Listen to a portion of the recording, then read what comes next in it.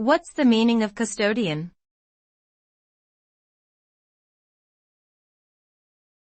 Custodian.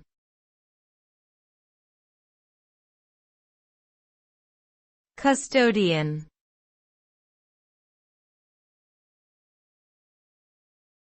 Custodian.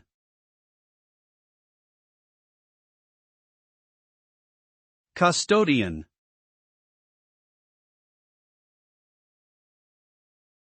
A custodian is a person or organization that is responsible for the care and protection of something valuable, such as money or property. The term is often used in the context of financial institutions, where custodians are responsible for safeguarding assets on behalf of their clients.